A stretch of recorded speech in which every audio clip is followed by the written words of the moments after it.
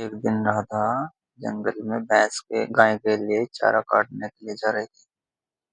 तो तब बोला, वाह, ये औरत कितनी मेहनती है। मैं कई दिनों से देख रहा हूँ ये अपनी भैंस के लिए ताजा चारा काट कर ले जाती है। लेकिन एक भैंस कितना ही दूध देती होगी, उससे तो बस उनके घर की खीर ही बनती होगी। फिर ये बेचते क्या होगे। मैं एक जादुई तोता हूँ, क्यों ना मैं एक गाय बनकर इनके घर चला जाऊं।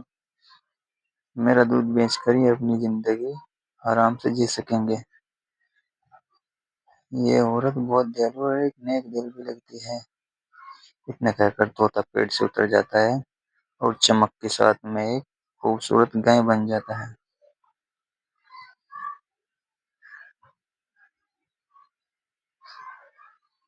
फिर वो राधा के पास गया और बोला, हे दयालु औरत, मेरा इस जंगल में कोई नहीं है, क्या तुम मुझे अपने घर ले चलोगी? मैं तुम्हें बदले में ढेर सारा दूध दूंगी। ये क्या, मैं कोई सपना तो नहीं देख रही हूँ, ये गाय तो बोल रही है। पहले तुम बताओ, तुम बोल कैसे रही हो? मैंने तो एक भी गाय आज तक बोलते हुए नहीं देखी। गाय बोली, दरअसल मैं एक जादुई गाय हूँ, इसलिए मैं इंसानों की तरह बोल सकती हूँ और उनकी बातें समझ सकती हूँ। मैं कह रही थी मुझे अपने घर ले चलो। तुम मुझे हरा भरा चारा देना सुबह शाम, मैं तुम्हें ढेर सारा दूध दूंगी। उस दूध को बेचकर तुम अपनी जिंदगी आराम से चला सकोगी। एक भैंस से तुम्हारा और। राधा बोली, अरे जादुई गाय, अगर ऐसा हुआ तो हमारी सारी मुश्किलें दूर हो जाएंगी। ठीक है, तुम मेरे साथ चलो। राधा गाय को लेकर घर की ओर चल पड़ी।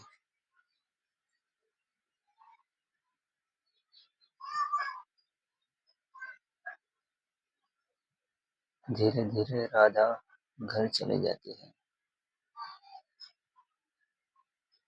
उसके पति मोहन ने आश्चर्य से पूछा, अरे राधा, तुम तो भैंस के लिए चारा काटने लिए गई थी। राधा बोली, मोहन, ये मैंने इसे कहीं से पकड़ा नहीं और ये मेरे साथ आ गई। इस गाय का दूध बेचकर हम अच्छे से जी सकेंगे। मोहन बोला, राधा, तुम सच कह रही हो, हम आज से इस गाय का अच्छे से ध्यान रखेंगे। उस दिन से दोनों रोज जंगल से हरा भरा चारा लाने लगे। दिन बीतते गए। कुछ समय बाद मोहन गाय गांव के मुखिया के पास दूध देने गया। एक दिन उसका पड़ोसी किशन ये सोचने लगा, इसके पास तो एक ही गाय थी और ये एक भैंस कितना दूध दे सकती है। मुझे जल्दी पता लगाना होगा।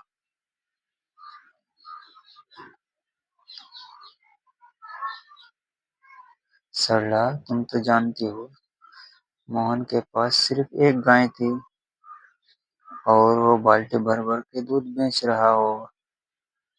हमें जल्दी पता लगाना होगा।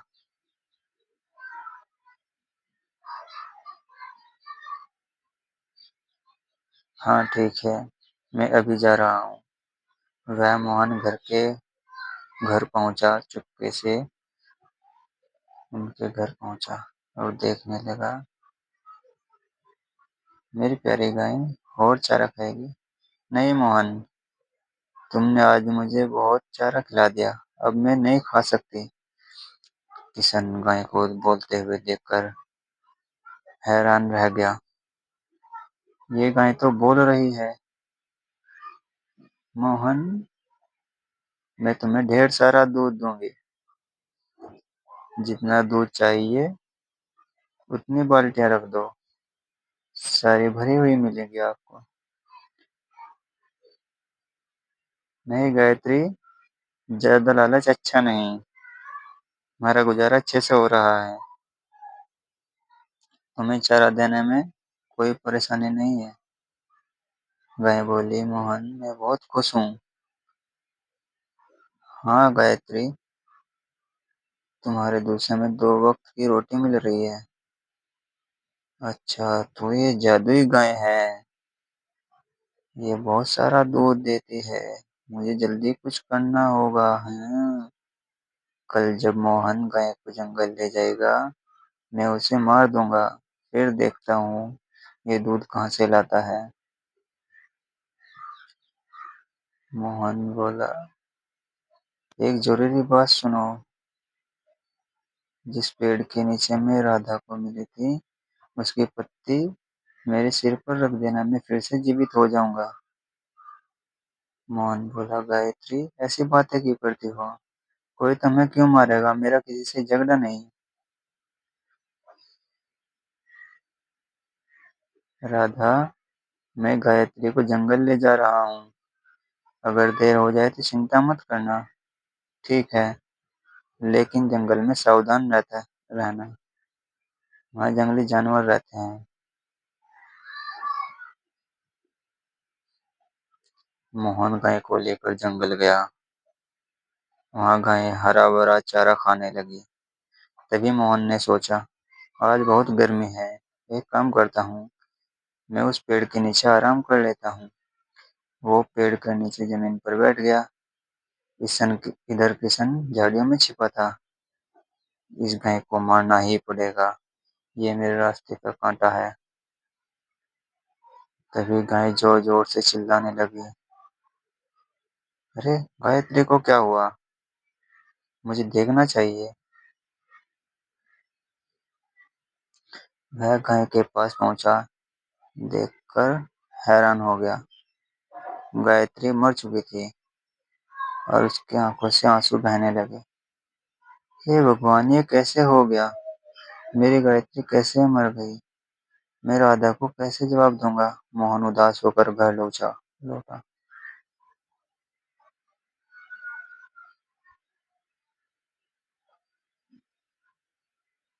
राधा, मैं तुम्हें कैसे बताऊं? गायत्री अब नहीं रही, वो मर गई। ये क्या कह रहे हो? वो तो जंगल में चारा खाने गई थी। बताओ क्या हुआ? मैं जंगल में पेड़ के नीचे सो रहा था, तभी अचानक उसकी चीख सुनाई दी। ये कैसे हो गया? ये कैसे हो गया?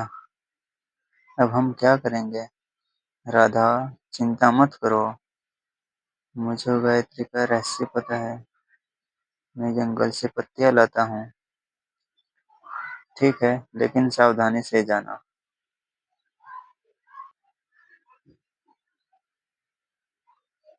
और उस पेड़ की पत्तियां तोड़कर उसके गाय के पास पहुंचा।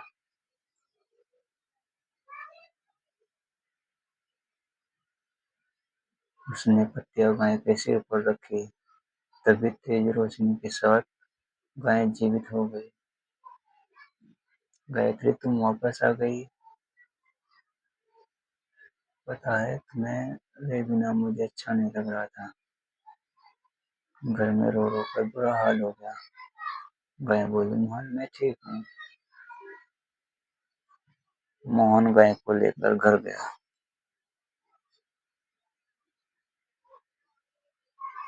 और राधा को सब कुछ बताया। राधा खुश होकर बोली, गायत्री हम तुम्हारे बिना परेशान हो गए थे।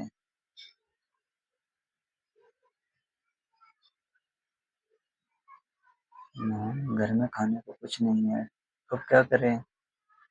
मोहन, बाल्टी लाओ, मैं तुम्हें ढेर सारा दूध दूंगी।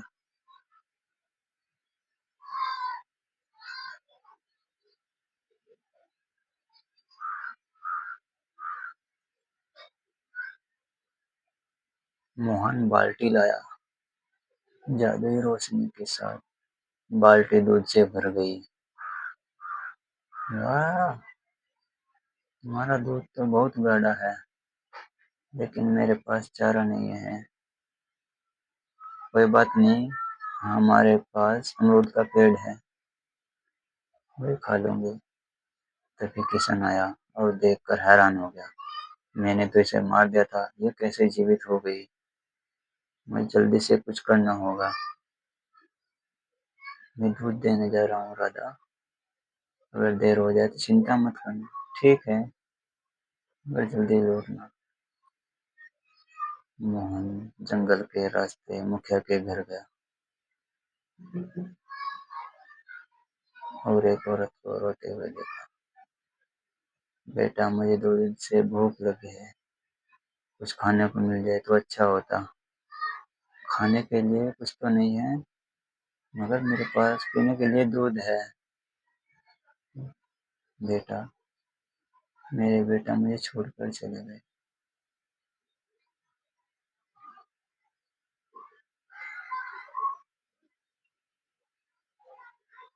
मुखिया जी, ये ताजा ताजा दूध लाया। मोहन, तुम कई दिन के बाद आए। हाँ मुखिया जी, मेरी गाय बीमार थी, अब सब ठीक हो गया।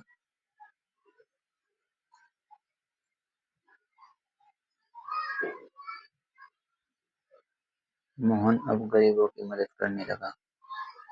किशन को देखकर बहुत जलन होने लगी। ये तो दूध बेचकर बहुत अमीर बनते जा रहा। मुझे इसकी गाय को। मुखिया को भी पता चला। वो मोहन के घर गया और बोला, मोहन, मैंने सुना है तुम्हारे गाय बहुत खास है, क्या मुझे एक बार देख सकता हूँ? हाँ हाँ, क्यों नहीं, देख सकते हो। वह मुखिया जी को गौशाला ले गया। मुझे यकीन नहीं आ रहा है, ये मेरे सामने दूध दे सकती है? हाँ हाँ, क्यों नहीं।